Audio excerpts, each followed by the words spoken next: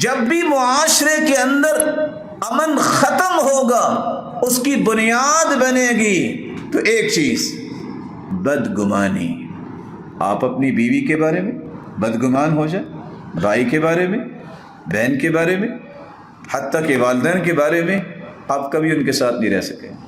ایک عام جھوٹ بہت بڑی بات ہے، بہت بڑا گناہ ہے جھوٹ بولنا، لیکن یہاں اللہ کے رسول نے فرمایا ایاکم والظن فإن الظن اکذب الحدیث، مسلمان کے بارے میں بدگمان ہونے سے بچیے گا، کیونکہ بدگمانی یہ بہت بڑا جھوٹ ہے۔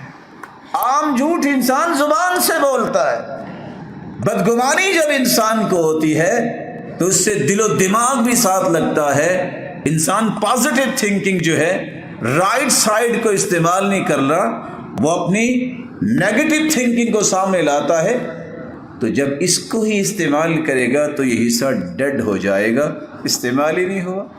جب آپ صرف اس کو ہی استعمال کریں گے، جہاں منفی سوچ آتی ہے تو ہر وقت نیگیٹیوٹی آپ کے ذہن میں ہوگی، یوں سمجھیے کہ آپ کے خواب بھی بدگمانی پر مشتمل ہوں گے، آپ بیداری میں بھی غلط سوچیں گے۔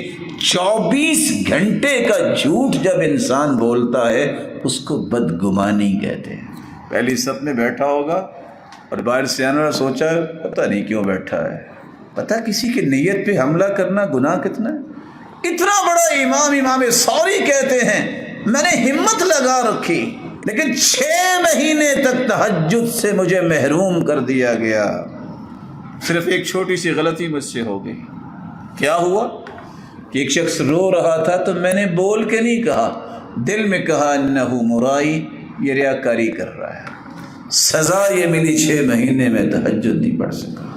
میرے بھائیوں، مسلمانوں کے بارے میں اچھا گمان رکھنا یہ بہت بڑی نیکی ہے، معاشرے کو خوبصورت رویہ دینا ہے، اور یہ بات طے شدہ ہے جو اللہ کے وعدے ہیں، تم جیسی سوچ بناؤ گے اللہ اس کے ثمرات تمہیں دنیا میں بھی دکھائیں گے اور آخرت میں بھی دکھائیں گے، اللہ تمہیں محروم نہیں کریں گے۔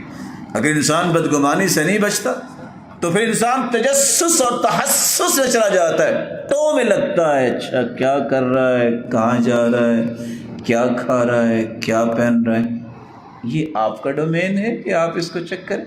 یہ کس نے آپ کی ذمہ داری لگائی ہے کہ آپ کسی کے بارے میں اتنا کیوریاسٹی میں چلے جائیں؟ جب یہاں بھی نہیں رکتا پھر وہ نفرت کرنا شروع کرتا ہے۔ کیسے؟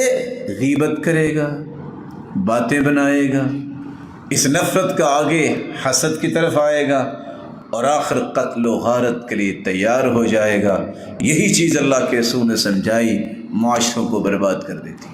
اور اگر کسی کو پتہ چل جائے کہ قتل کرنا کتنا بڑا گناہ ہے، 7 آسمان اور 7 زمینیں اور اس میں بسنے والی قوم، اللہ کی مخلوق، یہ سب ایک مومن کے قتل میں شریک ہو جائیں تو اللہ 14 کے 14 طبق قیامت کے دن جہنم میں ڈال دیں گے۔